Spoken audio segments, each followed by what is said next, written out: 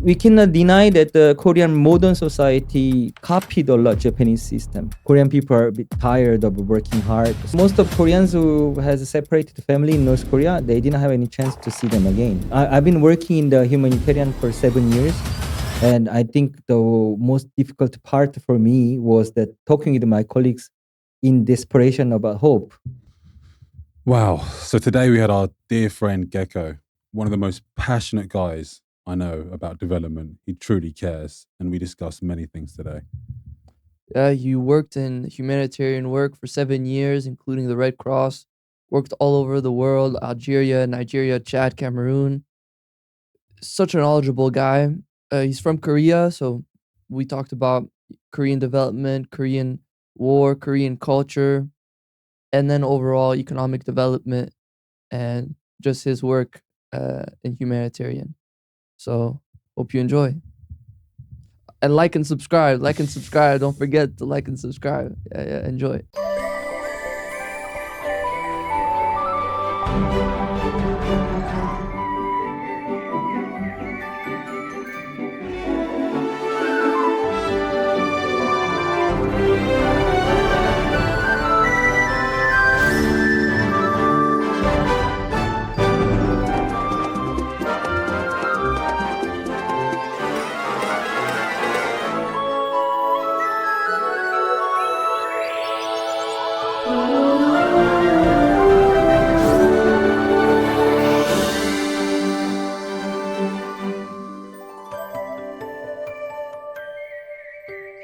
The Inspire Us podcast. All right, Gecko, thank you for doing this. Yeah, thank you. Thank you for inviting me, Dara and Alex. Yeah. So, what are you writing your dissertation about? We said we're going to talk about Korean development. I'm writing about Korean and Chinese development, introducing competition and balancing with the control. Okay. Okay, so what do you mean? So introducing competition, balancing control? Yeah, because usually people are remembering that Korea and China, they developed their economy during this authoritarian regime. So in authoritarian regime, You're talking about China, right? China and Korea too. Okay. We develop our economy during this dictatorship period. And usually people think that the government decide everything, but actually was not. Government drew the big plans, and then they incentivized all of these economic actors, and then they found their own way to, export or develop the local areas. So you don't think it was because of the dictatorships? Dictatorship, they brought out changes, but think about the dictatorship in the world, like Idi Amin, or many of African dictators or Latin American dictators. Not all of the dictatorship was successful to develop economy. So there are different types of a dictatorship. But for me, which is more important, is not the dictatorship, but is how to converge national power. Because dictatorship is easier to, how do you say, pursue their goal against this resistance. So what do you think made this dictatorship successful in development? As I said, if you control too much of all of the economic agents, and then problem is that they cannot have entrepreneurship. But while they are injecting this competition and incentivization, and they could improve the entrepreneurship of the each economic actors. But think about if the government make a national champions, and they earn money and they make a big profit, and your GDP is growing up, but they don't do anything for the people, then there can be a big problem. So it's, in conclusion, is how to government to make these economic actors to the incent they to align with the government goal or the commonwealth, create a commonwealth. Okay, but could we talk more specifically about your dictatorships? You had Syngman Rhee. Yeah, Syngman Rhee and Park Chung-hee, Chun Doo-hwan. Those, I think Rhee and Park were the two most famous. Yeah. periods of dictatorship. And I think Rhee has kind of been, his time has been seen as, extreme economic, deprivation, and people seem to think he was this crook, which rightly so. But then Park Ji-hong, is that his name? Park Chung-hee. Park Chung-hee. He's kind of seen as a bit more, let's say, benevolent, as he helped Korea develop. Could you just talk us through these two dictatorships? Yeah, the Seungman Lee was more focusing on the nation building. For example, at the time we had a big mess of politics, and he caused also a big political mess. He kidnapped a congressman, and then he was so much corrupted in his regime, so he was kicked out, like he exiled at the end. But at the time, the problem was in the economically. Problem was that we became rentier state of USA, because usually in many developing countries, they have lots of places to spend their money. They don't have hospitals, they don't have an educational system. So many people are poor, so they had so many problems. And then with this aid money, he could not put so much of factories. But the difference with the Park Chung-hee followed this export industrial policy, and then he attract more foreign money, and then he put the factories. So he made like a first light industry, and with this money, they started doing more and more investment, and then they pay back the debt, and then they put more factories. And then at the end of 1970s, they started doing this like the heavy industry, industrial structure transformation. And then this heavy industry feed the Korean people now. Okay, that's very interesting. But what fascinates me is the level of corruption that went on during both Rhee's leadership and Park's leadership. And with Rhee, he apparently, the deficit was so bad that it was entirely funded by the US. And you guys were actually at a time, weren't you, less developed than North Korea? Yes. And I just want to learn more about just the corruption that went on and some of the political events that happened during this time. I mean, there was, we call this industry white industry, because the Korean economy was totally dependent on American aid. So they put this mill factory for the wheat flour and sugar, and only to survive during this time. And then there was this corruption made between these conglomerates and then the politicians. It's very typical. And also he, during this election, and then he cheated, so people are super angry, and that caused this revolution of students. Well, it's a famous uprising, with the one with the students, right? Yes, actually these students were trained by Seungman Lee, because Seungman Lee wanted to show to America how people support him. Who is this, sorry? Seungman Lee, the Lee. Oh, So okay. the students were trained by him. When the American diplomats or American president came to Korea, he tried to show them with the flags in the hands of students, and to like how he was supported by the people. Oh, okay. But these people, when Seungman Lee was shooting to them, the citizens, and even the 13 years old students, they were on the street and with this banner. 13-year-old students? Yeah, 13 and 14 years old. I thought it was university kids. University students, they started, but even the middle school, high school students, they participate in this protest. Wow. What was the significance of this? How is this remembered?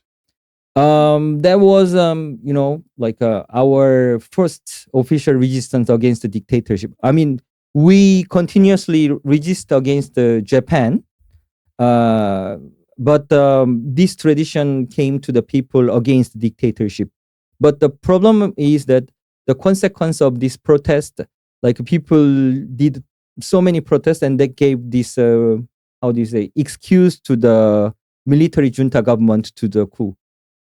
So the one who did the coup was Park Chung-hee. He says like there are too many political like a mass or the too many protests. So he wanted to put things in order. See, but this is what fascinates me. So you guys were sick of having such a tight control with Syngman Rhee, but then Park Chung-hee comes and he sort of exerts that same control. Yes. He came in, he declared martial law. What was it about Park Chung-hee? Why wasn't there uprisings against him? Was it because the economy was doing better? Did people appreciate that material standards were increasing? Why weren't they sick of his subversion? There are several factors. Like people were craving for the democracy because the Korean education was relatively high at the time. So not only the bread, the people wanted freedom. So they kept fighting against the Park Chung-hee, even though he brought out with a big economic success. Second, Korean government had to keep the wage very low level because it was labor intense industries like garment factories. So Park Chung-hee persecuted a lot of labor movement, but people were very like unhappy with his regime, and then because we had to introduce foreign direct like a foreign money debt to Korea, and we exported so many money came into Korea, and it caused inflation. So inflation rate even was like 40%. So people were very discontent, and they kept resisting against the dictatorship government. When was the time when people accepted this, or people were more tolerable towards Park Chung-hee? Or was there not a time? There were people who accepted Park Chung-hee because they have seen these changes, advancement of the economy. So they share this like a fruit. But as I repeat that there are also the resistance movement like Kim Dae-jung, Kim Young-sam. Kim Young-sam, he said, even though you twist the neck of the cock, but the train still goes. So there were this anti-regime movement who continues until 1987. So it continued like 37 years. Wow. Okay, that's interesting. How would you describe some of the reforms implemented by Park Chung-hee? First of all, he used this incentivization policy. So many of our conglomerates, they got this license by Park Chung-hee. But the first thing he did after this coup, he imprisoned them first. So they had to sign the contract with the government that they work for the country. And then it was one of his promise toward the people that as soon as he finished this coup, he gathered the people like representative of all of sectors, and then they drew this target of this coup. So his promise, one of his like a main promise was that economic development, and then he had to keep this promise to maintain the regime. Yeah. Okay. And Japan, they have such an influence on your development. How did the Korean people and the government, trust this historical arch nemesis? How did it go from being enemies to joining in hands and developing?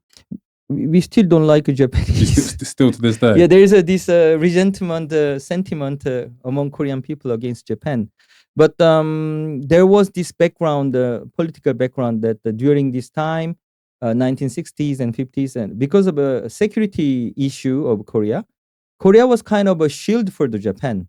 And for Americans, Japan was more important than Korea. So they wanted to normalize the relationship between Korea and Japan.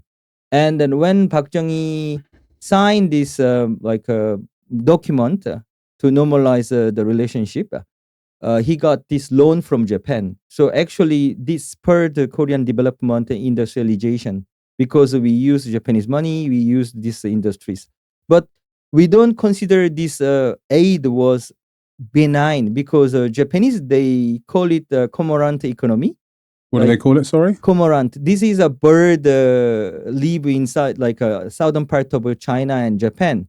So this bird catches the fish, and then the master of this bird do not give a whole fish. Like they take 3 and they give only 1 fish to So survive. you're kind of giving you crumbs. Yeah, actually, it was a coupling in an economic term, but the Japanese they could the export intermediate commodity to Korea. Mm. So until now, we still import this intermediate commodity from Japan, and Japan enjoyed this profit from Korean industry development. But actually, it became win-win later. Only the remain bitterness is that many of Japanese prime minister they repeat before they said apologies, but they repeat. They go to Yasukuni, the Shurin, where the war criminals were buried, and then they said like we helped Korea. Colonial time was good for Korea. Wow. So you know that even though they apologized, some of them, like not like 20 Japanese ministers were changed during this time, but some of them they said I'm sorry, but many of them they said like actually we helped you, so what? Like don't ask us anymore the apologies. So we think that where is the real mind? Like in Japanese, it's called honne. Wow. So Japan colonized South Korea? When was that? Was 2000. No, it's not 2000. Sorry, 1905 until 1945. Wow. So what happened during this time? Japan came to Korea and merged Korea, and then they call it like a Pacifico Prophecy regime. So they say that we protect you against white people, but actually they exploited Korea, and then they set up one company, and they took Korean land which was not registered. Like 40% of Korean land belonged to this company, and then they sent our people to the battlefield, and they kidnapped the sexual slaveries. So 13 years old woman, they had to go to the battlefield and had to have sex, like first the sex with the Japanese soldiers. Wow. I guess people don't really. What's not very talked about how brutal Japanese colonization was of Korea. What didn't they burn a lot of Korean history? Wasn't Korean forbidden to be spoken during the time? No, we can talk, but the problem is that what if I talk with one Japanese colleagues about this, and then he doesn't know too much of this history? If we have different versions, and I have to explain step by step. Do you find that's the case? Do you think a lot of Japanese people don't really acknowledge the history? They don't really acknowledge the history. There's a kind of victimization, because when you separate yourself as actor of violence, then only the like military regime or junta government where they cause these disasters, then you become victim. Even though you actively participate in this war, so it's embedded in education, and also like you see Miyazaki Hayao movies, and then there's a regret and remorse, but the problem is that they never talk about the victim of the other countries. And how is the colonization period depicted in Japan? How do they? What's the significance of it? Is it just they went to Korea, developed loads of industries, and benefited the country? Is that how they see it? Or do they even talk about it? In Japan used Korea as the military base, so they had to go to Manchuria to invade China, and then they put some factories, especially in North Korea, like electric powers. They built some things, but many of them were concentrated in the North Korea, and many of them were destroyed during the war. Wow. The problem was that some of scholars they insist that Korea inherit the Japanese development policy, but the problem was that they did not train Korean managers. So Korean stayed as simple workers, like we see a lot in African countries, and then they didn't allow us open too much of business.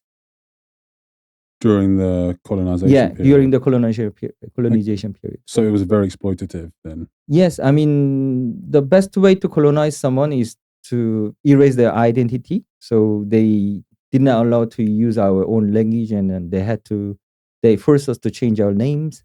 So they really wanted to make Korea like a part of Japan. And then the best way to colonize is that limit our mentality. Hmm. So they kept saying that Koreans are nothing, like you cannot do it because you are Korean. How has Japanese colonization shaped Korean society today? In what ways? Actually, we cannot deny that the Korean modern society copied a lot Japanese system. So yeah, it's true that we entered the modernization through Japanese colonization. But my question is, do we raise pig because we love pig, or we raise pig to eat? What do you mean by that? Like lots of colonialists or post-colonialists, they say Europe developed this Africa infrastructure. But when you see this infrastructure is to collect the resources, so you find this railway and port only to export, exploit. Yeah. And then you can interpret like that somehow brought development to society, but it's for the local people or it's for them. It's the same in Korea that they put the railway, they put some factories, but the profit, most of the share they took much more than Koreans. And then we had to export our rice in very cheap price.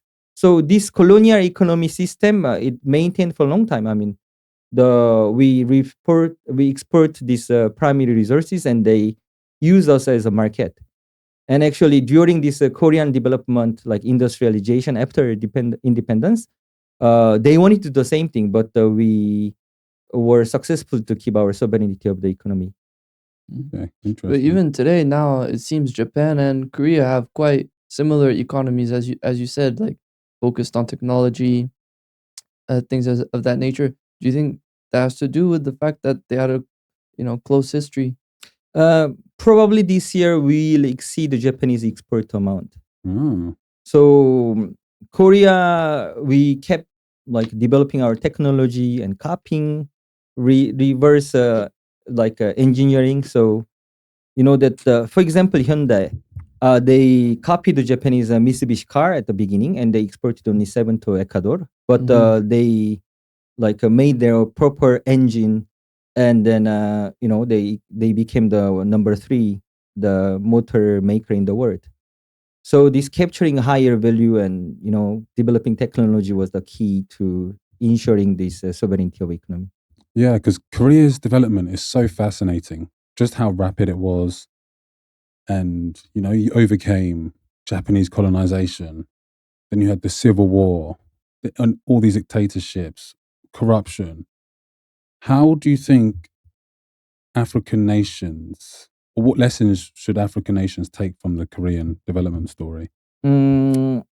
It's my proper opinion that the people can be ideological, that we should never forget about the history. We should never give the justification about this violence which was exerted during this colonial time. But it's very true that we develop our national economy or our society through this externality. So even though Japan colonized us and then we made this coupling of economy, and that was starting point of economy. For example, China is same, like China, so the China's enemy was the USA, but after this detente Nixon period, they entered the WTO, WTO, and then they became a big part of global value chain. So that African nations can think about what kind of option they can make. For example, before there was the problem of monopsony, they had to sell or their primary resources to like a Western multinational companies, but they can find another option like Korea, China, and Japan, or they can trade with Indonesia. Indonesia, they grew their economy like 10 times more during the last 20 years. So there are always different options, and you can always make more about your leverage or bargaining power. It's a shame there isn't more cooperation between Africa and Asia. But there's this skepticism around China and Asia and Africa, They think it has to come from it's weird. They don't like the West, but when China comes, it's, oh my gosh, neocolonization, we're terrified. But I wish we would embrace China more, I wish we could build a stronger partnership to help our development process, because people don't really know about the Korean case or or what's happening in the Philippines right now. And I think we should look to them because they're the paradigmatic examples of this development story. But it kind of gets lost within the continent. First of all, I think that many of our African nations, they were happy that France was removed and replaced by Russia. But my fundamental thinking is that why there should be someone who manage everything. Mm. You see that they can at the beginning they don't have this capacity, but they can build their own capacity, and at the end they have to get more sovereignty. Like they can make their own more companies, and they can capture more value chain, and they can make these enterprises play better roles for their society. But as I argue in my dissertation, only making national champions doesn't mean that they do something for the economy.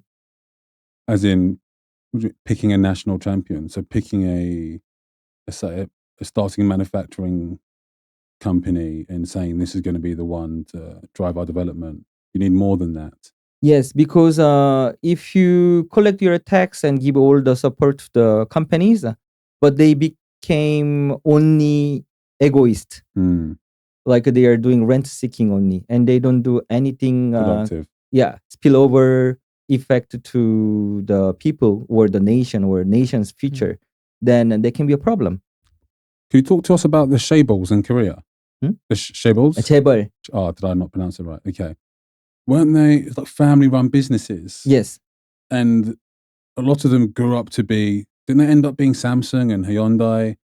And they were they associates of Park Chung-hee?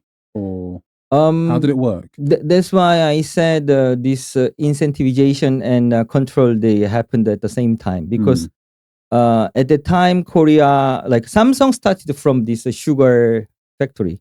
Oh, so they were a sugar factory first. And then Hyundai started from car garage. So they are doing repairing of the car. And many of Korean chaebol, they started from this small business. But when Park Chung-hee launched this export policy, they needed to export. But if a company who has a license to export, they did all of support. For example, they gave subsidies, and they changed the exchange rate so that the Korean comparative advantage of the labor fee was lower than Taiwan. And they did everything for this export. But at the same time, they told them, bring us LC. Like you see the documents, like proof of this. What's LC, sorry? LC is the letter of, LC letter of credit. Oh, okay. So this was a proof that some Korean company, how much of volume of this the product they exported. So they held this monthly meeting. Every time they bring this result performance, and they made them competition. So the better one, they get more bank loan. But at the time, Korea did not have this savings. So they had to bring this dollar. And then actually the interest rate to give to them was like minus, was nothing compared to this curb market, that the illicit, the loan market in Korea. So anyone who had access to this money, they could make better business. So it drove them to export more and more and more. And then they became bigger and bigger because they touched more money. And then Korean government changed them into another sector. For example, they see this performance, right? So it's not supporting everyone, but selectively they chose the winners of this competition. And they nominate them like Chung Ju-young, like a Hyundai founder. The Park Chung-hee asked him, can you do the shipbuilding? And then he opened this shipbuilding factory. And it was successful because there was this support of government. At the same time, they chose the most competitive one. So those winners that they chose ended up being the chaebol. Yes. And can you explain what the chaebols are? Chaebol is these conglomerates who has like a family, that a kinship running, but they are dominating so many sectors. So before we call them like chaebol, like octopus, like many big companies in the Mm. world. But Chaebol has a very strong relationship with the Korean government. So okay. like one of our scholar I'm studying about now, she calls it like Korean INC. Like Korea became like one company because government and these companies, Chaebol, they export together. So they are playing like one team. What, government and these top corporations? Yes. Could you compare it to how China and their state-owned enterprises? What were the differences you think? You think there's more control? A lot more control in China? China, they decentralize this power. Mm. So Chinese government, within their industrial policy, they put this incentive of performance also. For Mm. example, the local government workers, they had this incentive, like a really material incentive, after they were evaluated about their like economic performance. Yeah. So regardless of your department, when they attract this investment, either foreign investment or the national investment, they get these investors in their region, and they can be paid more of a bonus or allowance. So their salary was very low, but everyone was crazy about attracting investors. That's how they developed their rural area. Yeah. And they shared a lot between local governments, what worked, what didn't work. And it kind of created this environment of working separately, but everyone's working towards this common goal of development. Yes, This yes. competition. And they copy the developed model. So the one first who became rich, and then they followed. And then the whole nation grows as a product of this. Yes. Okay, it's very interesting. But on the topic of your dissertation, what have you actually found? Like, what are the levels of incentivization and control? Like, is there a perfect level? When does control become too much? When does too little control prevent you from growing? Actually, it's very difficult to say because I mean, we are only seeing the result. But during this time, there is this kind of co-evolution between the market and government. So at the beginning, they made so many mistakes, and then there was this corruption problem and also scandals. But they fixed it during this time. And yes, China was very remarkable of using this, the profit-seeking habit of all of the people. So the proper level, I think, is that they were ambiguous, the central government. They did not say, like, there are things they have to really, really do, but the other code, like some of the other things, how to do, they let the local agents to find their own way. Because local people, they know better about local situation, and they use whatever they had. In Chinese case, they used something called the guanxi. Guanxi means a relationship. So to attract these investors, they use their like a school connection or their families on abroad. They call them and they say like, please, like invest here. And then when they came, and so but the level of control, they control them if we became too detrimental, too much of corruption. For example, Chai Yuan, she asserted that there are 4 types of corruptions, like small thief and big thief, and then fast like a passing, and the other one is like a kind of lobbying. All right, so there's 4 types of corruption. Yeah. Small thief, big Big thief. thief. What are the last 2? The last one was lobbying. Lobbying. Yeah, and then the other one is like a fast track. You see that in case of India, Yeah. if you want to open a business, then you have to pay money. And then some of the, like not everyone, but some of the government workers stop you and then using some regulations, say like you cannot do it. It takes 6 months. To make it faster, you have to pay money. So it becomes predatory.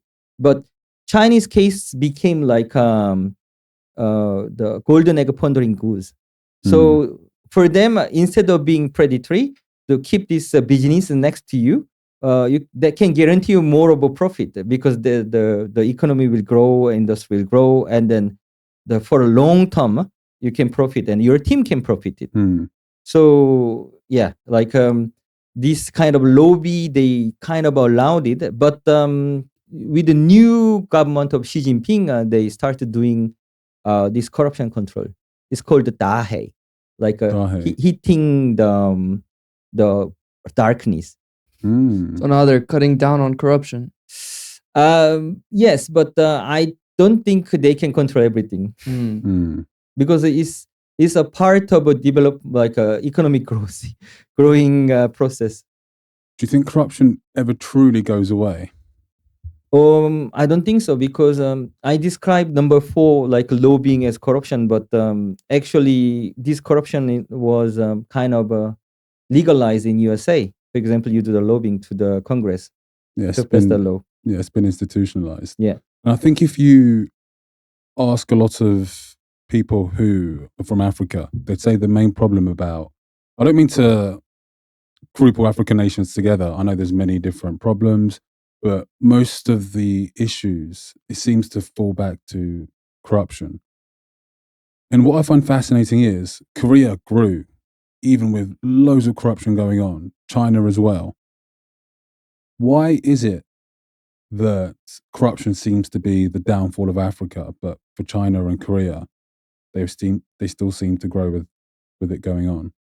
I mean, if the government worker, they do their work to promote your business, even they receive money, then I don't say it's good, but it can be better than someone who get your money and they stop your business.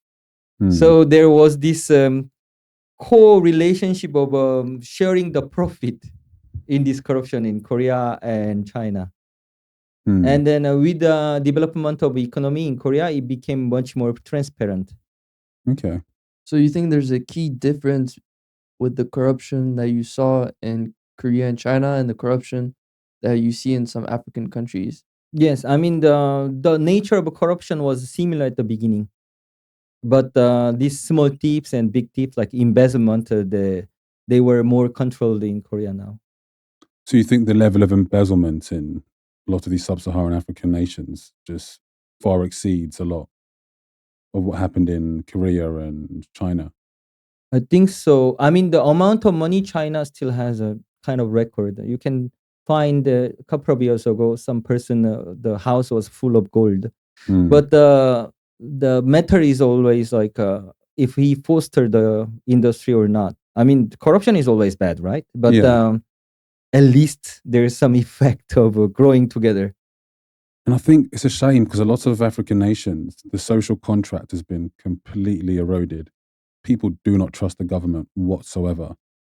And if you compare that to South Korea, people during the financial crisis, didn't they give gold to the central bank so it could, what was the reason that they all gave gold to the central bank so its reserves were the same? Or I just find it fascinating just how. Actually, 1927, the Korean people in Daegu, they gathered the gold, like it became nationwide. No, I think it's before 1927. Anyway, before this the colonization, Korea was indebted by Japan, and then the Korean people says like for our nation we have to gather the gold. So it was the first time during this colonial time, and then during this the Asian economic crisis, we were indebted, and we were saying that maybe we lose our economic sovereignty because IMF will direct us to do this and that. So people say, no, we have to gather this gold, and they pay. But I really think this Korean government during this development stage, they share the profit with the people. You see, people pay the tax, and with this tax, these conglomerates, they were bailed out. Yeah. And then once they were bailed out and people put too much of effort to develop economy, and they were going to one direction. So it's like a basketball team. You see that if you take all of NBA basketball players in the Olympic Games, sometimes they don't get the gold medal. So it's how you create this common goal, like common destiny. So important. But on that note, I wanted to talk about the Civil War. Yeah. So the Civil War happened between 1950 and 1953. How did it start? 1950, 25th of June, North Korea invaded South Korea during this vacation season of soldiers. So, like, we almost lost our country, and we had this defense line near Busan, the southern part of Korea, and including UK, United States, and then these UN soldiers came to Korea and they saved us. Okay. And I saw this map that showed the North Korean advancements during the war, and it was South Korea almost was gone. Like almost was, you had like this much left, and then you came back. You are right that at the time we were thinking about refusing war. And then the government workers, they wanted to escape from Korea. Sungmanri. Damn. So there was a time where South Korea could have been non-existent. True. But Wow. Seungman Lee used his diplomatic power to, that call American troops also. So he's a very controversial character for Koreans. Who, sorry? Seungman Lee. Syngman Rhee. So Yeah. was he a big part in the South Korean defense? Yes. And then, that's why he's controversial, because he had this corruption side, but at the same time, diplomatically, he wanted to guarantee national profit interest. Okay. So how would you say his time was remembered? Well, like Korean extreme right wing loves him, and like most of people, they remember he was like, corrupted politician. So, but he still has a good side. Yeah. Some very mixed views on him. Yeah, mixed fusion. Like so many leaders after like a post-war or post-colonial time. Yeah. And some people say that Japan was able to develop during this time of Korean Civil War by selling a lot of arms to Korea. Does that make Koreans even more bitter about Japan? We have so many things to be bitter, but it's true that they gained a lot of money during Vietnamese war. They gained the money, but Korea did the same thing. We supplied the materials to Vietnam, and then that was a part of our development. So we cannot talk about Korean development without talking about the Vietnamese war. Okay, but what are the feelings of South Koreans towards North Koreans today? To tell the truth, I was kind of brainwashing. I got brainwashing education when I was younger. That we in the school we got the military training, and we had to have a contest of a drawing reunification event, where I had to go to the speech of a reunification. But now, younger generation, they don't think it's necessary, because Korean people are a bit tired of working hard, so they like more and more indifferent between North Korea and South Korea. So was that a big motivation for the people of South Korea to this idea of, we need to reunify, or we're still in a, competitive battle with North Korea, so we need to work hard? Was that in the back of people's mind? Because it's known that South Koreans are, work very hard. Actually, that was one part of this development during these industrializations, because Park Chung-hee or Lee Seung-man, Seung-man Lee, all of these people, like dictators and Korean leaders, they compete against North Korea, because North Korea was richer than South Korea until 1970s. Wow. And then they had this all over electricity in the northern part because of hydraulic dam. And then they cut electricity to South Korea. So we had kind of crisis of energy at the time. So that drove the Koreans like work hard, because we were insecure. So it's a geopolitical situation who also made us work hard. Okay. Do you think the Korean Peninsula would be better off if there was never any divide? We can never presume anything about history, like Toynbee said, but why not? But actually, Korea and North Korea got lots of aid post-war, because these two countries were the representative of two cold blocs, like the Russian or Soviet bloc, and they aided North Korea, and America aided South Korea. Okay. So we took this geopolitical advantage. For example, America wanted to make Korea South Korea as a market of Japan, and then that drew the normalization of our relationship. Mm. But the thing is that with this diplomatic event, how we harness this opportunity. So we attract Japanese investment in South Korea. We learned from them about technology, but finally we were not subjugated. That's one of the important points, because when you attract the foreign actors to your soil, you have always a curtail this risk of being only production base or market.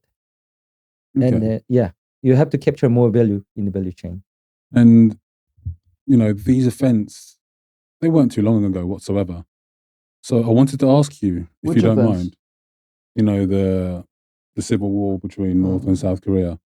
And I just wanted to ask you personally, how has this impacted you and your family? My mother's father, my maternal grandfather, his family remained in North Korea. So every first really? he passed away, but every first year he cried, and he said he was singing that I wanted to go back to my hometown. I wanted to see my older friends. So your family was from a little bit in the middle where the divide happened? Yeah. Wow. My mother's family. And then he had to come to South Korea with his a single mom at the time. And then, was a hard time for him too. Wow. I'm so sorry. So when the divide happened after that, were they ever able to see each other, or never? Never, because most of Koreans who has a separated family in North Korea, they didn't have any chance to see them again because of a political reason. Only there was a Guinness record reunification time arranged by Red Cross. It happened in the 1980s and 90s. And then, the people, they met their mother since 30 years ago, Oh, wow. father and their siblings, and they sometimes fainted because it was too much of emotional shock. Felt surreal. Yeah, and then they cried, they stayed like 3 days together, and they could not see anymore. Oh, that's devastating. Yeah, so we went through all of this tragedy. That's such deep trauma. How do the people cope with knowing their long lost family that they'll never be able to see again? That's why it's very strange for me, because so many things happened during this modern Korean history. So people has a tendency of living current life than thinking about the past. The changes and this dynamic is too fast, the velocity. So many of Koreans, they remember, but they don't feel it, the past.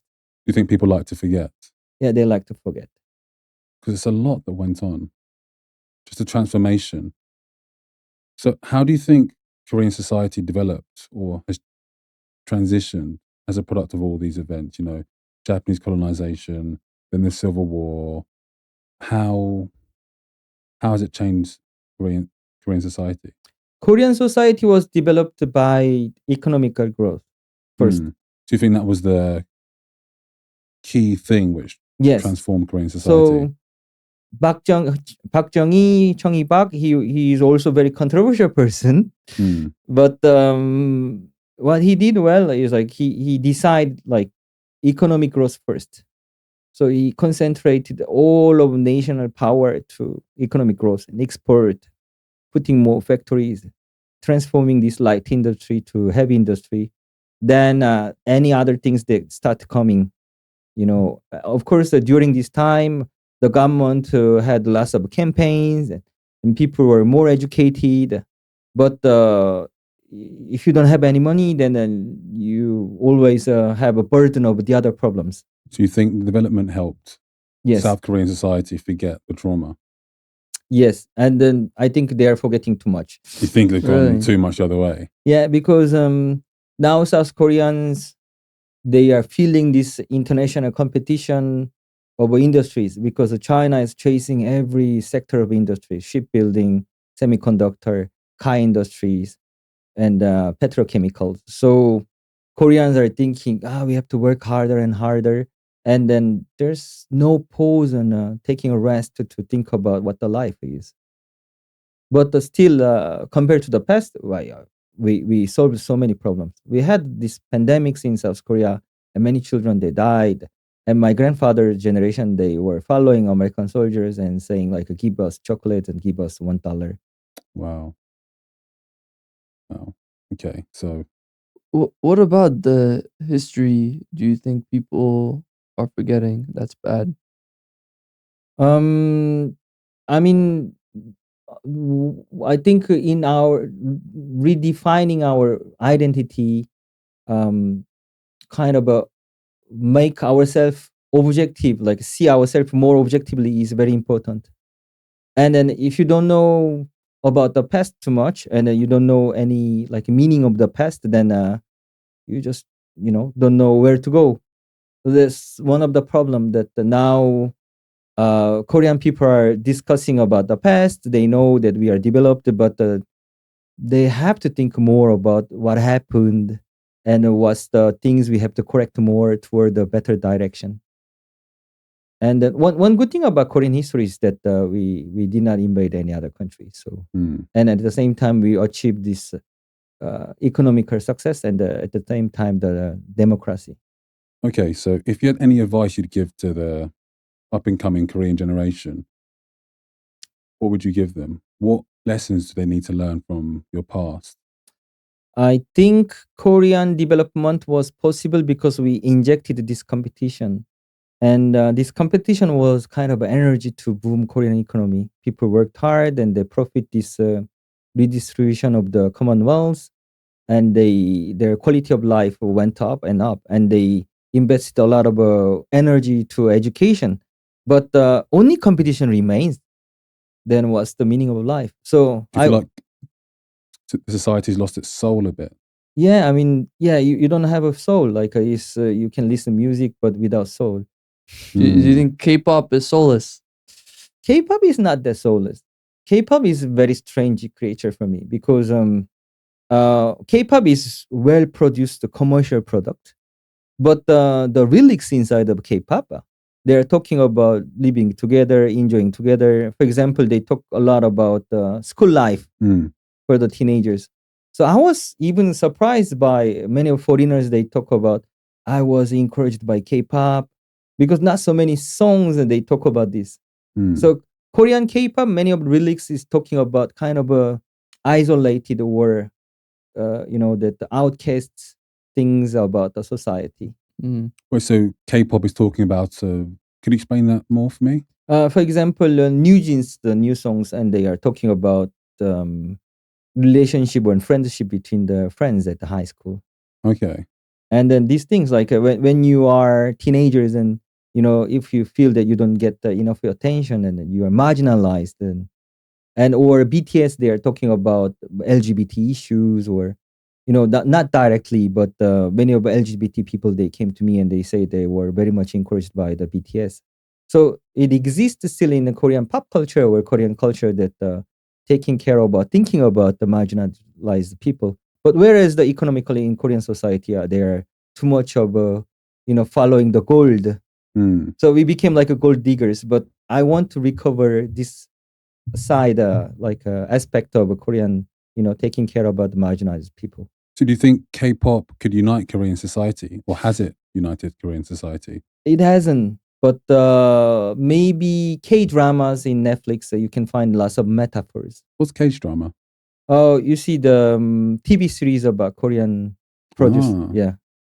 So they talk very much Marxist point of view about social hierarchy and classes, like social struggles, and then they don't want to bore people out, so they use addition skills to make it more interesting. So many of Koreans, they don't know what's the meaning behind, but actually that gained more popularity on abroad.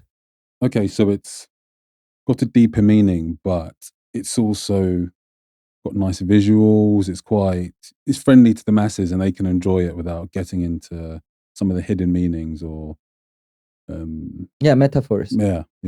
Okay, that's very interesting. But how do you feel about K-pop? Do you enjoy it? I listen to jazz more, but but the K-pop sometimes I like it. Yeah. That's very It's nice. a casual music for me.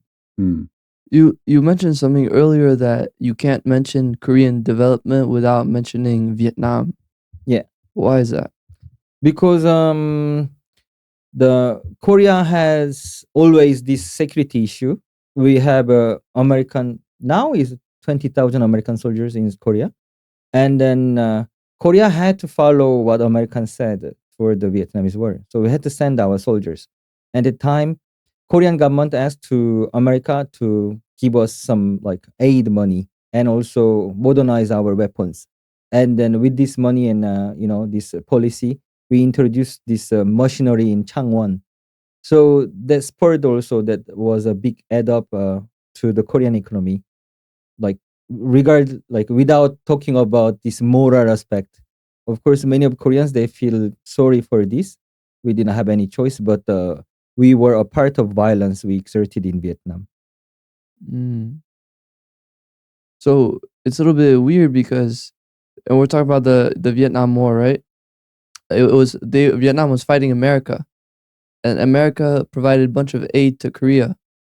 So it seems like kind of a weird circle of dynamics. Yeah, it's actually the American policy at the time, like stopping this domino effect about communism. So they were not legitimated to do like make these Tonkin events, but they anyhow like participate in Vietnamese civil war. It became international war, and then they asked Korea to send the troops, and then with this event that we sent also our laborers, and then we supplied the materials. As Japan gained the money with the Korean War, we gained the money with the Vietnamese War. So I don't say it's a clear money, but yeah, we didn't have too much of option at the time to make an excuse because America is a big part of a Korean defense against North Korea and China and Russia. So Americans are viewed quite highly in Korea. It was a quite long time a model of development. I mean, but we did not follow this neoclassical regime, and that we cherry picked the American advices. For example, Americans ask us to Koreans to privatize the bank, but actually we renationalized bank with Park Chung-hee, and then with this money we spurred we attracted these companies to the export. So yeah, we did not follow all of these American advices, but yeah, this Beverly Hills, Hollywood hegemony, like the other countries, we were dreaming about becoming like America for a long time, like a hamburger dreams and Coca-Cola and stuff. Are you feeling the pressure? You mentioned Russia, you mentioned China, you mentioned North Korea. Is South Korea feeling the pressure of all this tension going on? We are living with this. Maybe you can check the Korean flag. Up the north is red, south is the blue, like our nation is divided, but it's one. And then you can find that these four corners of these bars is kongon-kami. It symbolizes the word, but actually it's similar to this situation. That north is Russia, the west is China, east is Japan, and south is America. And the North Korean has 1.2 million soldiers. So we are surrounded by the super nations. And what do you think of that has for the future of Korea, South Korea? Actually, many people, maybe you heard about Jeremy Diamond. No. Who's that? People usually talk about this geopolitical situation shaped the development of dynamics and whatever. Jeremy Diamond? Yeah. Tell me more. He is one of the one of the scholar who talks about gun, germs. Oh, guns, germs, and steel. Yeah. So okay. So many people they talk about geopolitical situation. So my question is that if you live next to the supernation, is it good or bad? I mean, it can be good, it can be bad. It's up to you how you harness this situation. For example, Korea could be invaded by China, but we export before was up to 40%, 20% of our product to China, and we export also a lot amount of product to America. So Korean geopolitical situation is up to how we make a strategy and using our bargaining power. Okay, that's interesting. And while we're talking about China, so the Han Empire is seen as the Roman Empire for the East. Yes. How has it impacted Korea, Japan, Vietnam? In what ways did the Han Empire influence Korean culture and all these other Asian countries? Actually, Korea was invaded by this Mandarin Han people twice. Once was by this Han, and then that we lost our nations, but there was a Chosun long time ago, and then they How long are we talking? it's very long time, like 3,000 years ago. And then Han invaded this at the time we were living in Manchu at the north of China, and this Chosun, and then it collapsed. But new nation was born, Goguryeo, while he was pushing away this Han and colonial people. So I think this independent movement date from a long time. At the time, also Han invaded Vietnam. So no, sorry, Han did not invade Vietnam, but Han did not give the influence to Japan. Oh, there was no Japanese influence. Yeah. No, Tang was more influential at the time. Okay. Han, and then later Three Kingdoms and the divided the North and South nations, and then Sui and Tang. This Tang was more international. Okay, so Tang were more international. Yeah, Han gave more influence toward the Westerners because Han had a fighting against this Hun. So these Hun Turks, they moved to the West. The Huns, they destroyed lots of, they influenced lots of, well, they pillaged a lot of civilizations, didn't they? Han was the first opener of Silk Road. Oh, okay. So this Sogdinia, this now Uzbekistan, until Kyrgyzstan, this area was occupied by Han, and Han ensured this road. Okay. So Han was kind of a symbol for Chinese, or Tang and Han, about this connection between West and East. Okay. All right, that's very, very interesting. Do you think a lot of these? Do you think historically the ties between the country could unify the people? I mean, what are the links like? What are the distinction between the different countries, would you say? You mean identity? Yeah. Like, what do they have in common? What are the differences today? Do they feel that there's similarities between the people, or are there historical conflicts which divides the people? What are sort of the dynamics? I think that people has a tendency to look for someone alike. But think about if the unity is not profound, and you are the same people, same ethnic group, using same language, but you have this conflict of interest, then you can be divided. So I think really this making unity is sharing the interest, and then or creating the same destiny. So for example, I discussed with the one Lebanese colleague this afternoon. I told him that maybe one thing is missing in Lebanon is that people make this unity between the people trustable. For example, they make a clan, and this family is running business, but to create something in common, like nation development or economic growth in national level, it's very hard to get the consensus because there's no mutual trust.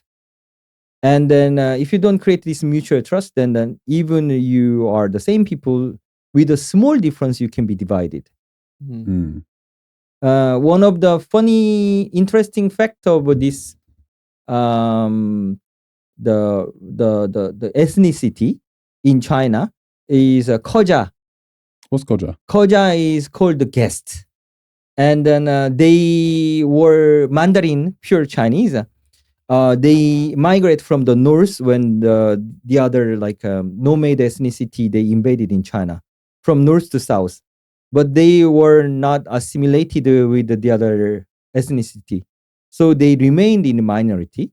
Lee Kuan Yew of Singapore is a Khoja, and then they became minority because that the other people they mix with the northerners and they mix with the southerners, the other ethnicity. But these Han people like Mandarins, they became their own minority. That's why they are called guest. Khoja means someone who is guest, and Dong Xiaoping was a Khoja also. So it's not the genetic which make you different, but if you live in different mode and different history, or you are isolated and separated, then they can create another identity, another ethnicity also. But they're definitely not so minority or so much guest anymore. Still, they are considered one of the the minority. Really?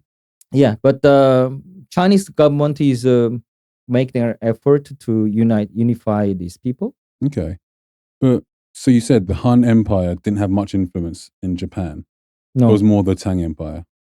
But I think people don't know the Koreans, weren't they also, the Japanese, weren't they descendants of Koreans? um, Or wasn't there some influence? there are actually many theories, but Nothing concrete. yeah, I mean, we checked our like genetic genes, and then there's a mixture between Koreans and the Japanese, and then because according to some of the scholars' theory, there are three ethnic groups in Japan. One, people come from Korea. The other one, they come from Taiwan.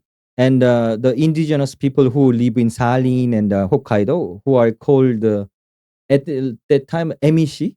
Emishi. Yeah, or Ainu. Ainu. Emishi is kind of a pejorative terms about having many hairs.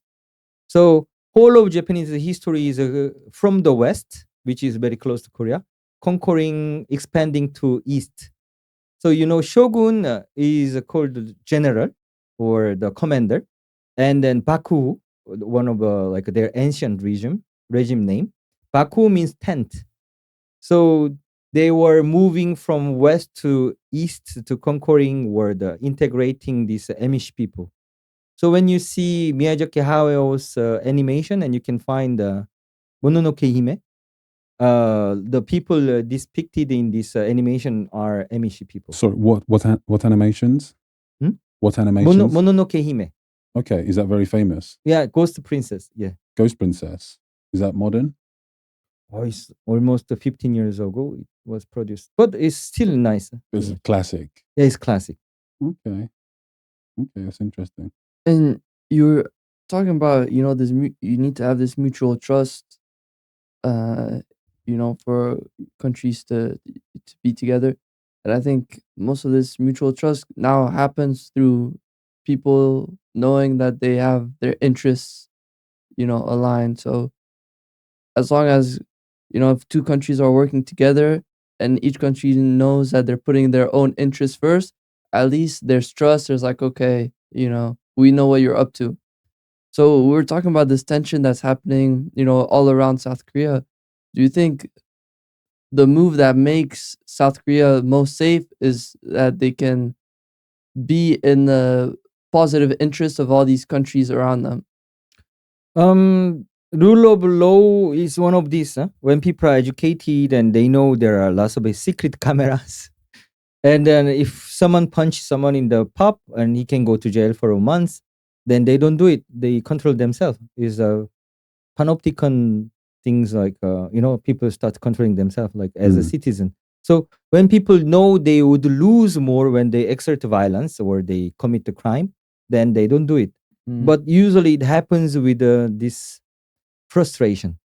You see that when your economic situation is really bad, and then there's no control and people don't start trusting each other, why not? Like I have to take it before some other person take it. So this stabilization of economy also make people more honest. But do you think there's frustration growing in that area? I think more in Europe is growing Mm. because of that there's no factory and there's this service industry, and service industry need more educated people. You see that the service industry has a high value and low value. It doesn't mean that I disdain the like street cleaners, but it's obvious that street cleaner salary is different from the bankers. So, like in England, many educated people they had to come to London because they can create more synergy, and it's banking and financing industry. And then I think one of the reasons that the people do the riot in the northern part, which was like a ex-industrialized area, many factories they closed, and people don't have a quality job. So it should not be served as a justification of exerting violence, but I think this is one of the reasons that xenophobia is growing in Europe. Because when you don't have enough of resources and then you have to share the small bread, it's very easy to point the finger to the others who do not look like you. So do you think, Japan and Korea, they're a lot more homogenous societies. Do you think they benefit from not having many ethnicities within their society? Um, Or was a difficult question? Actually, we didn't have different ethnicity, but we had the classes. Korea had this caste system before the war, before colonization. So some of colonialist historians in Korea, they say maybe Japan helped us to abolish this, but I don't think so, because still we kept this, how do you say, like a family document, like family trees, who are the descendant of a kind of slave or serf, or who are the descendant of scholars. Usually we had this dominating class scholars. And then many of these documents were burnt during this war time. So you had your own sort of caste system. Yes, and then it was called the 형평사운동 1921. Butcher was the lowest caste in Korea. Butcher. Yeah, they did a protest.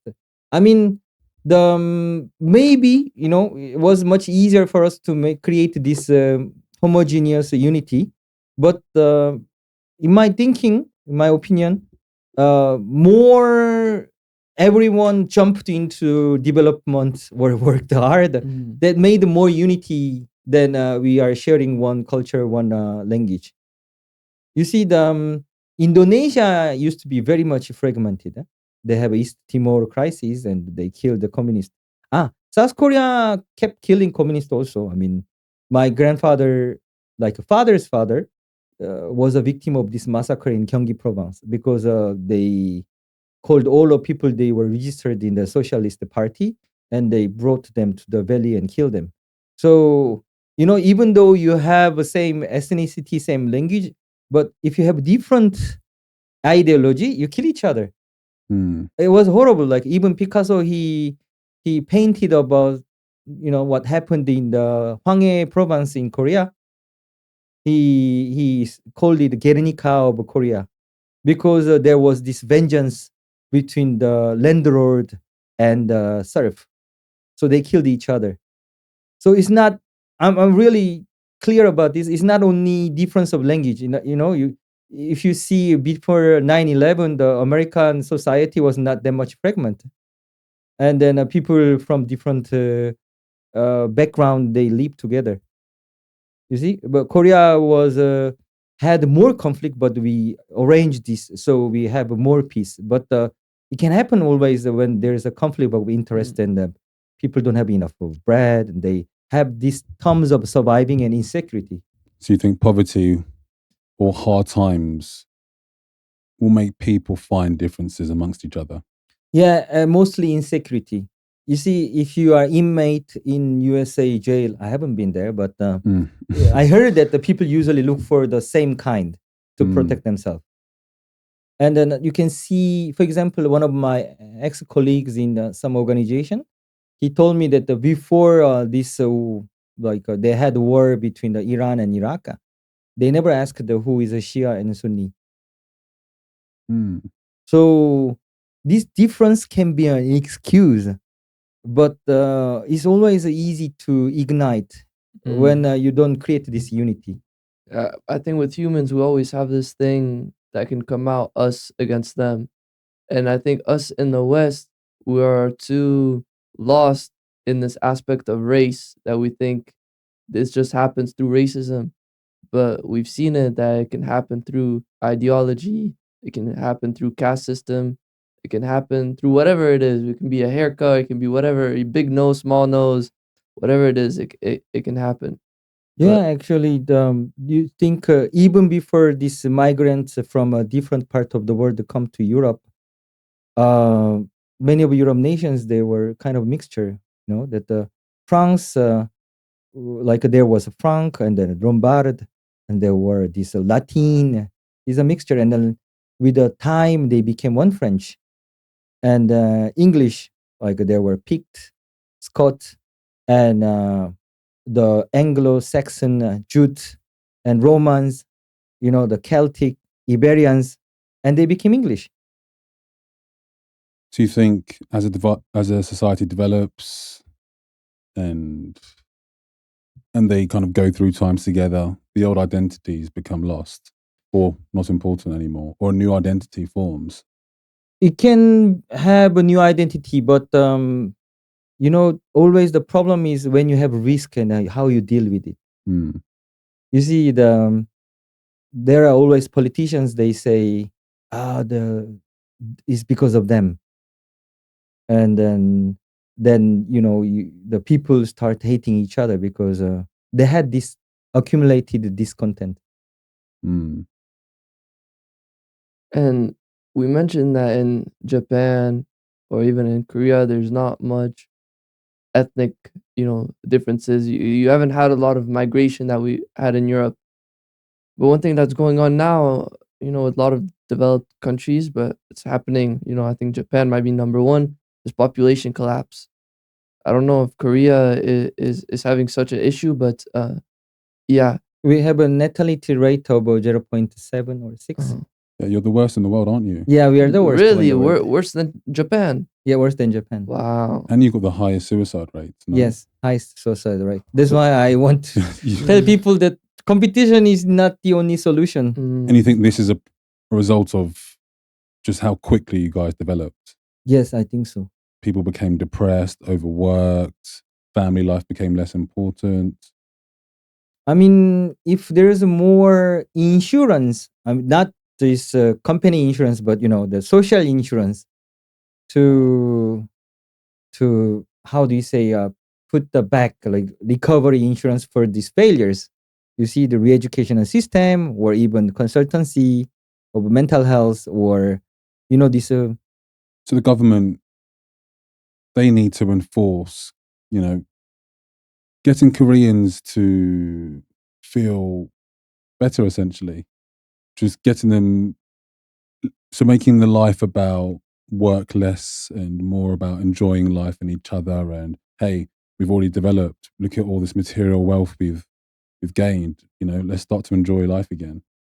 Yeah, I think it's necessary. And we had this discussion like 5 or 6 years ago, but it's disappeared now because... How would you do it? Hmm? How would you do it? What would you implement? We're discussing about this. What are some of the ideas that have been talked about? Like the conclusion was kind of miserable. They called Hell Joseon. Joseon is the ancient name of Korea. What was that? Hell Joseon. So they describe a country like hell. I mean, if there is a discussion and it should link to... Oh, Hell Chosen. Yeah, Hell Chosen. Oh, wow. If there is this discussion should link to the new policy, new system, or changing the mentality of people, because each of the people individually, they consist of the society, right? But even though we have this how do you say laws and the system to protect people, but people don't embrace it in their routine. For example, Korea has the serious issue of a gender conflict. Huh? Gender conflict. Yes. Could you elaborate? Yes. Man and woman, according to recent survey, they said they don't like men don't like women don't like men. Like 80% of Korean population. As in, so the two genders are quite divided. Yeah, they are very divided. Where does that divide stem from? it's my personal point of view that because of our feminism movement did not have this ultimate goal, because they exerted some, like they enacted some movement which called the mirroring. Oh, so you see this rise of feminism in the West. You also had this in Korea at the same time. Yeah, and then it became a trendy with this Me Too movement in the world. Mm, And then it wasn't necessary because we discriminated the woman more systematically. mm, Like women, when they had a baby, they could not continue their career. You mm. see, when you are educated for a long time, you have also your personal ambition, but they had to quit. They had to drop the job. I mean, it's illegal to do this, but all of the cultural dynamic in the company was not easy for them. Huh? Mm. And then, so feminism should have attacked more about this system or the mentality of people. But instead of this, they were targeting more about computer games, and people became more sensitive about many things. Wait, when you say targeting computer games, what do you mean? There was this tendency or this argument that many of the Korean computer game commercialize women's sex. Oh, so in these Korean computer games, It was not they totally wrong, Mm. but they were focusing on these themes more than their social benefit. Okay, so a lot of Korean games were objectifying women, essentially. Yeah, like Elf, you see this half naked characters, and then the problem is that it was also important, but more for my proper opinion, more importantly, the continuity of the work or their guarantee about giving birth. Mm. And then you see that many of my colleagues, Chinese or Taiwanese and Japanese colleagues, ask me in gender class, how come Korean women and men salary rate are different? What is the difference? Oh, I mean, it's one of the highest, but it's not because we discriminate the same position and same grade of people, but they just stop. When they have birth, they have to stop, and then they have to send their kid to the private institute, which cost 1,000 to 1,500 quid Mm. per month. Wow. And then if the government did not take care about this ancient community role of taking care of babies, women, they cannot go to work and focus on their work. The society doesn't want take a charge of this too seriously. So it's been neglected. Yes, it's been neglected, or there's this kind of this jealousy culture. Jealousy. Yeah, even the woman, the same sex or the man, when someone take a maternity leave, Oh, the men get jealous. they want to take this position. They want to also have. Yeah, so when you just imagine that you're a woman and you come back from your maternity leave and then you don't have the same position. Oh, okay. I get If you what mean. quit, and Korean society is too severe, so the headhunter or HR people, they will ask you that why did you quit? So you before you had a permanent contract, now you have this partial contract, part-time contract. Okay, so you think this divide is central to the poor demographics in Korea? You think the younger generation are struggling to couple up, they're struggling to get married, there's a real tension between the two genders, and people aren't pursuing family lives, they aren't really pursuing relationships? I think it's already shaped were embedded in people's mentality that the children cost too much money. Oh, so it's more that children are too expensive. Yeah, the like genders. Chinese, they spend 70% of their like asset with the real estate, but Korea is like 80%. So people use a mortgage and they have to pay the interest. This is the first hindrance of spending money and living life. Second, when they have children, they have to send them to institutions, like private institution, which cost a lot of money. And third, if you know that a woman and then you cannot continue your job, then why do you go to university, right? Okay. So Gecko, how would you solve the problems? What ideas do you have? How would you make Koreans feel happy again? There must be reform about this real estate and private education system, but no one talks about it because, again, this competition came into Korean society. I think it's a matter of everyone just striving and Do it by going in yourself. and just going in one direction and working, and no one's looking back or even looking around them. That's why there was this controversial debate in this year, initiated by a current president. He said that, why don't we import the Filipinos Oh wow! Why? as a housekeeper? Oh, okay. And then he says like, maybe it's too costly, so we have to maybe regulate or differentiate this minimum wage, which is violation of the labor law, because we cannot discriminate by gender or the skin color or the race. And he was talking about this, and I think it's pure mathematic, because we have population, and if you import the Filipinos in Korea, can you fulfill all of the demand?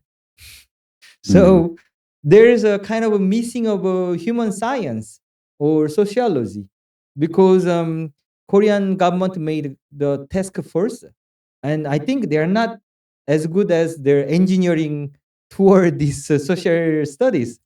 Do you think it gets neglected, social studies, and They neglect, because you see that we are very much of an export-driven economy. manufacturing? Yes, manufacturing. As long as we export well and catch know. up with China, compete with Taiwan, and that's all that matters. yes, that's what people are thinking, and then it can make a kind of gloomy society, because you work hard, you don't want to talk with anyone, you watch Netflix, and you sleep. But Koreans love to party. They love to dance. They love to sing. The culture is so full of joy. Yes, it's least of a pleasure for us, but that causes a binge drinking, So because it shape another form of a society dynamic, a societal dynamic, that people are very obsessed with being civilized, because compared to our past, we want to become like a very advanced country or civilized country. I think that's a worldwide problem. Everyone wants to be civilized, and people kind of forget their cultures and their past because they're so eager on heading to this future, which is going to be better. But I think it's important not to forget the past. Africans had this a lot, or I think Nigerians had this a lot. You know, you want to be seen as being civilized and kind of abandon old traditions and customs.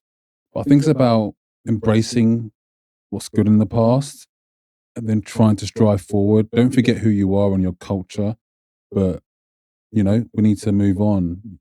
Having that level of poverty, it's unacceptable. When I went back to Nigeria and I saw a mother with her 2 kids on the side of the road, covered in just dust, it upsets you. And it's so important to go forward, yes, but don't forget the past. Don't forget what we're about as a culture, as a society. And perhaps it's really hard to find this balance as seen in Korea. That's why I wanted to see more and more Africans in the development studies, in the seminars. But sometimes I find, it's very important gender issue or green energy, but I find more people in green energy were gender issues than economic or development. Like I went to one of the Ethiopian development seminars. I did not find so many Africans. I think Africans feel like their future's already been determined because of how bad the past has been. There's no point trying. We're Africans. Our economy's never going to thrive. Our society will stay the same. Development isn't for us. It's such a shame, Losing hope is the worst thing, I think. If you lose hope, you don't have a future. You don't even dare to change anything. Your grandkids have no future. You're ruling out the future of your future generations. But we never know that. You see that Korean dictatorship was finished in 1987, but when we are struggling and fighting against the government, we did not know that we could have this democracy. When Korea was fighting against Japan, these independent fighters, many of them, they were brought to Tokyo. At the time, Japanese, they made these carriers, gunships, and airplanes, whereas Korea was living in the straw house. And then at the time, they did not abandon this hope. So, we kept our identity, you see. When Korea was poor, that we never knew that we could export any car. And then when I was younger, and my grandfather kept saying that you are bloody Korean and you were born as a Korean, so we only produce crappy, the product. But it can come. One thing really important is you should not abandon hope. and then you should think about what can we do together, because one person is very weak, but if you make more and more camarads and who can go forward to positive changes, then they can change the society. For example, Africa, HIV was very prevalent before, right? Yeah. But with aid, this project, and then we reduced the enormous this problem. And only the other problem is that this how do you say, the economical industrial policy, Yeah. and it went in wrong direction, so which make me super angry, because the victims are the people. But this year 48 presidents came to Korea, which means they are diverting their attention only. Before was only toward the West and Africa. Now they pay more attention to outside. Why not they make more relationship with the other countries, and they make a better condition for their trade? Why Africans, they have very limited option for the economy, and then victims are the people. So that makes me always angry. So sometimes my friends ask me that, why are you so angry? And I say, because these people, they don't deserve living in poverty. And then I don't want to hear anymore. I mean, I understand, but I don't want to hear anymore people, even the elite people, they came to London, they say, we don't have any hope.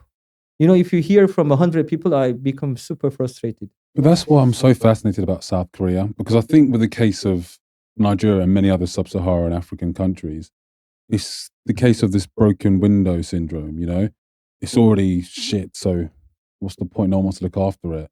You just continue to trash it. And I was speaking to these guys from Iran. It's the same thing there. Nobody has hope for the country, and their political situation is so complicated.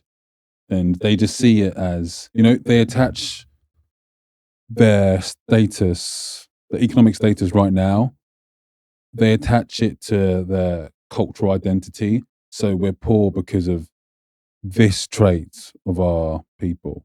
And they just see it as this perpetual state of being. And Korea kind of defies this. They were, they had GDP similar to a lot of sub-Saharan African countries. People would tell them, Koreans, you're so lazy, you're this, you're that.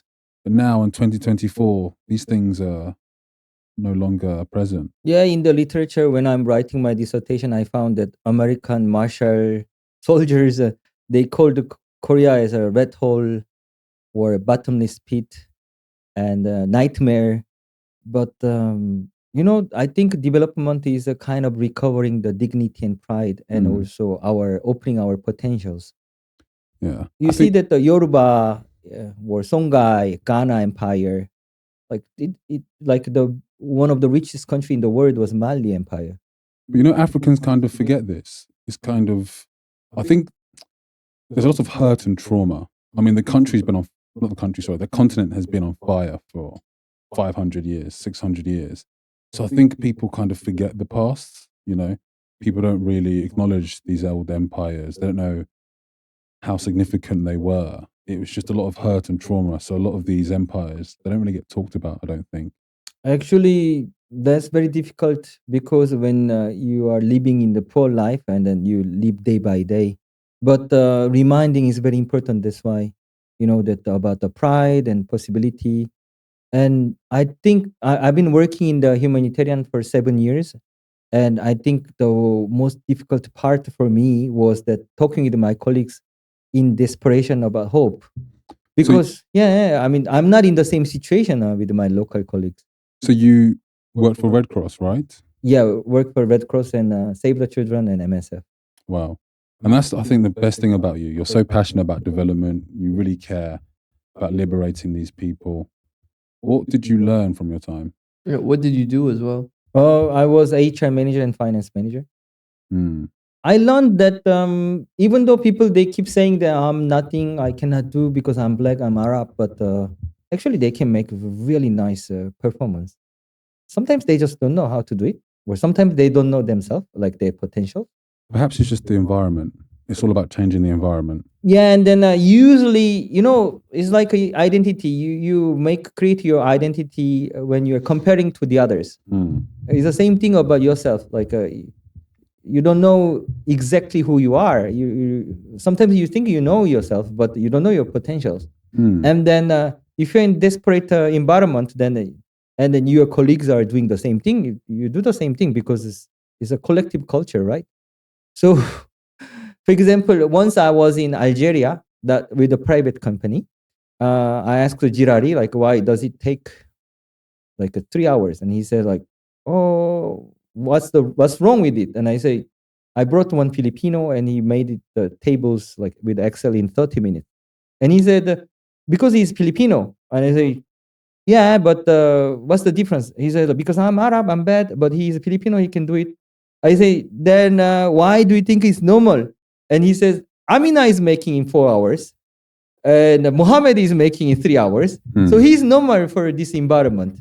You have to break this normalized pattern. Otherwise, many bad things happens, and then you think it's normal because you have to survive in this environment. People are coping with the environment. So as a Red Cross manager, how would you motivate these people? How do you show them that they can do more? Usually, it's about giving them autonomy. But I don't give them autonomy before training. And I have to sure about what I want to do. So I talk with them. I know how they are first and their capacity.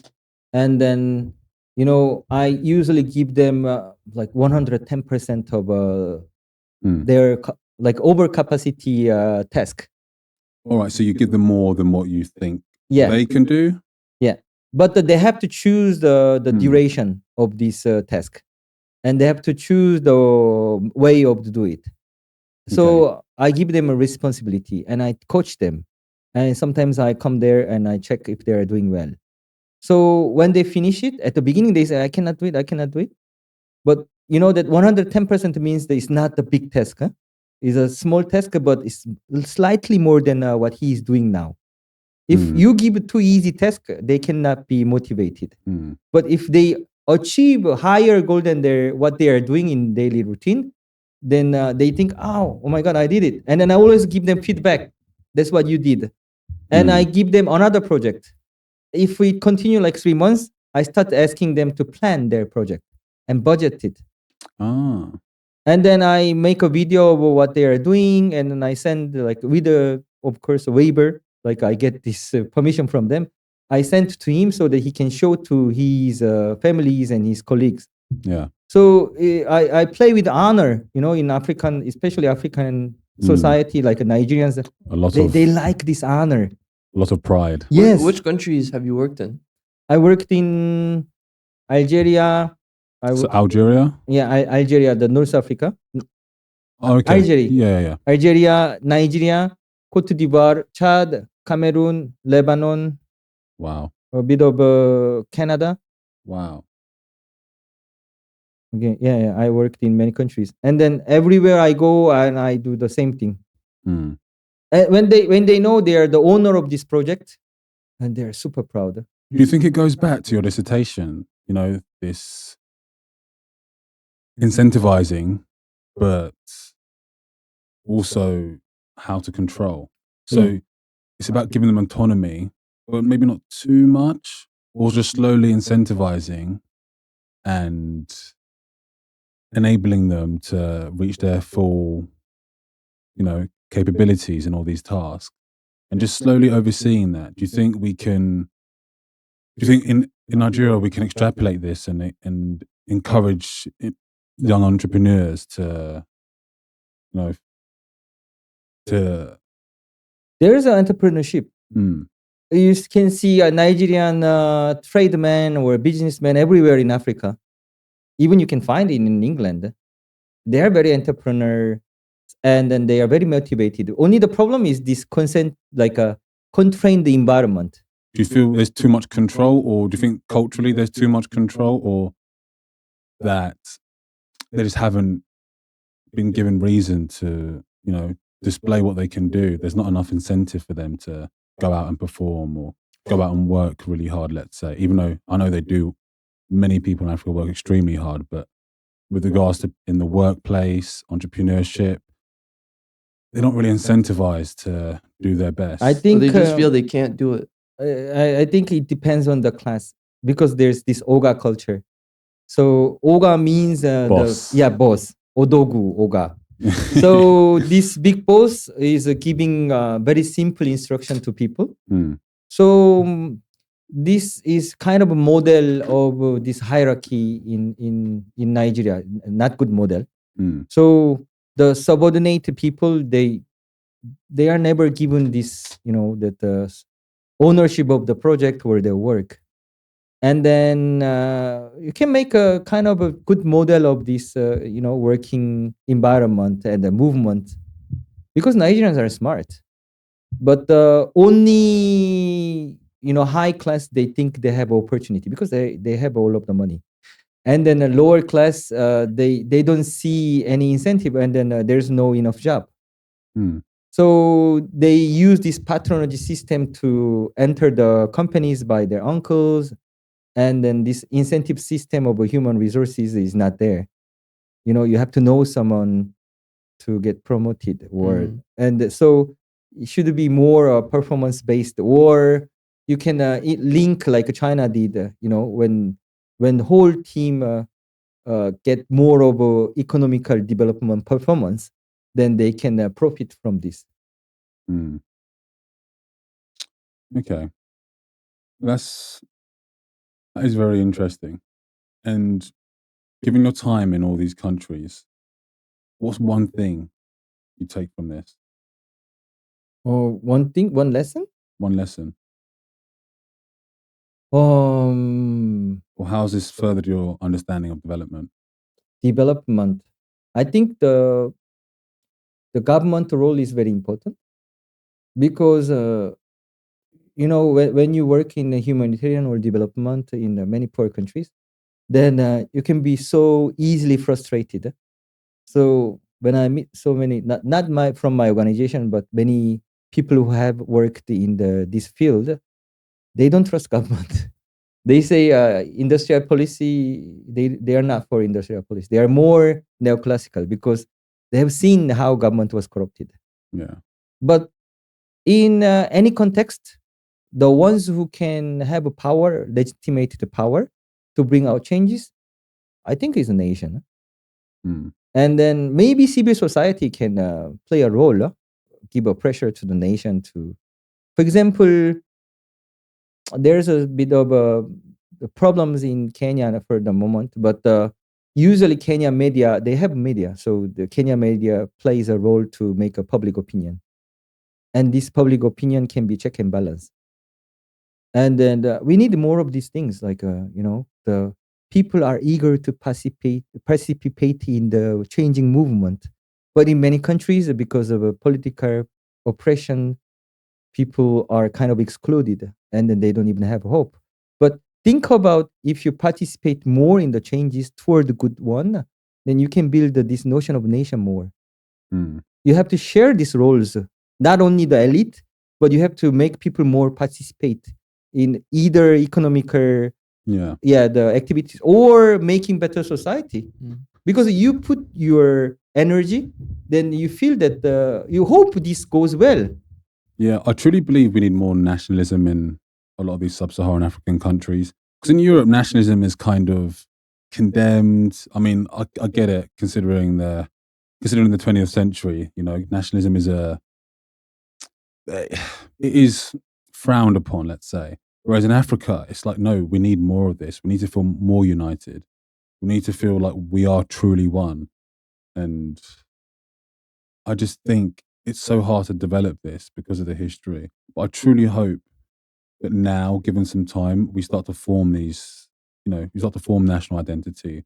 I really hope the diaspora really, forms this identity, because outside of Nigeria, Nigerians are just Nigerians. These ethnic divisions don't matter so much. You unite instantly because, hey, you're Nigerian, I'm Nigerian. You enjoy that. You talk about food, you talk about the weather, you talk about all those things that unite you. You don't talk about all the differences you had in the past. But believe me, it's a kind of a co-evolution theory that you maybe think that you have to unite yourself to develop, but I think if there's a development, that Nigeria becomes really. United anyways. I mean, Nigeria becomes richer and richer and richer. You can see the development. You will feel the proud. This think- pride, yes. Development becomes before the. I think it's co-evolutionary. Okay. It's interlinked. Happen at the same yeah, time. yeah.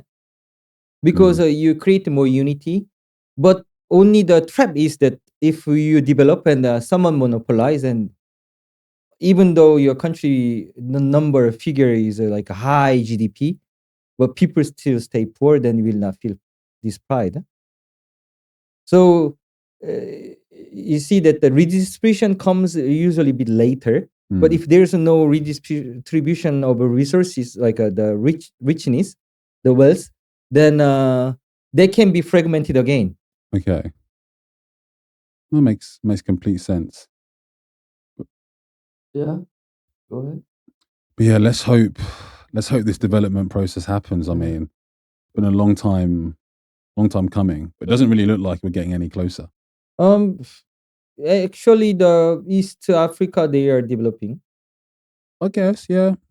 What, like Rwanda, Kenya, Ethiopia. yeah, is a bit stagnated now, but they showed how they could develop. Is a case, yeah. And Tanzania and Uganda. Well, I think why? Because as I told you that about my Girari's episode of Algeria, when you see the other nation, like neighboring nation, who are not super superior than you feel, of course, no one is superior than anyone, but then you think, oh, this guy is the same as me, and we are even same tribe, but they are doing well, and what's the secret? And you copy this. And then it can be also flying geese. Have you heard about flying geese? You know that one country, they develop the industries and they start investing in the other countries. Yeah. So not only Korea or Japan, China, but Korea, Japan, China, Indonesia, Vietnam, and they are following the same patterns. So Vietnam is showing incredible development of 7% or something. So some country will become richer than the others, and they invest inside of Africa in sound way, not predatory. Then they can give a ripple effect. And actually, the problem of the world is that no one tried to create the big market in the global south. Why not second Marshall Plan? I mean, they are complaining why these people from poor country come to England, to Europe, but why they, as long as this the poverty stays in global south, people will try to come back to their ex-master countries, like a colonialist country. They are sharing the same language. And then people think, we can kick them out, but it can't. I mean, there are more means now to come to other countries. So they are facing this migrant conflict in Europe, but I think they have to think more about investing in a global south. So you think we need to send a lot of resources to these countries to help the situation there? But then a lot of these countries, it's a lot of conflict is around these ethnicities, or I think it takes more than money to fix a lot of these nations. I can give you one example of Cote d'Ivoire. They knew how it was detrimental for the economy after the civil war. So they passed this last election peacefully. I think this was one of the reasons, that they know that they can lose everything. So to enjoy this peace as a public asset, if you see one example of one Africa develop the economy and growth, and the other will follow because they think, it's nothing good for us to fight. You see, if you don't have anything to lose, you fight. Think about the Union European. Think about this global north. Before they were killing each other, which is the continent that they killed so many, 50,000 people a day in some battle in the Belgium. They with the mitraillette, this machine gun, they killed each other, and then they realized that if we kill each other, then we lose more, less trade. So meaning of making a Union European is not only the economical term, but the sharing this common interest, and then they build this peace, and peace became their asset. And if this dynamic is created in Africa, then I think I don't say economical growth is the golden key, master key for everything, but It helps. But it's pretty useful. yes, Yeah. because you can see like Marie Caldor talks about the new war. There's more civil war, more claiming of independence and regional war, but intra-nation war, except this Russia-Ukraine war, or the Palestinian war, that not so many now, is declining because you can achieve materials by trade. Mm. And do you plan to continue humanitarian work in the future? Yes, I think it is my duty. Mm. When did you know it was your duty? When I was really angry when I saw this poverty. Mm. When was this? I was watching television. I really wanted to see if it's true, Oh wow. and then I saw it, and it was shocking for me. And then that when you see like 6 years old girl who is queuing under 50-degree for 6 hours with 2 jerry cans to get the water for their family, and you think, what the hell is the word? And then it's not normal. Like the one of the biggest problem in many areas is that the people normalize this violence because they have to live with it. This absurdity in the world, it exists always, but many people think it's normal, or they know it but they don't think they can change it. Mm. And do you know what humanitarian work you want to do, or you'll just do whatever falls into place? I want to transfer to operation instead of like a support department. I'm good dealing with the money, and I recruit really good doctors, but I want to handle the program. Okay. So when you say operations, you want to actually choose a place or a destination, and you kind of mobilize resources and Yeah. and you think about how to tackle a certain issue. Yeah, like we have programs and we have projects, so I want to manage the project. Any projects you have in mind? Or anything, but maybe ecosec, like economic security, Mm. livelihood. Okay. In ICRC we call it ecosec. Okay. You can do the vaccination to the cow. It's nice. Yeah. Well, we hope for the best, Gecko, and I think we'll end it here. Yeah. But it was lovely to have you on, and let's hope to see in the future what your humanitarian work will bring. Thank you so much, Gecko. Thank you, Gecko. Okay. But was it fruitful? What? Of course.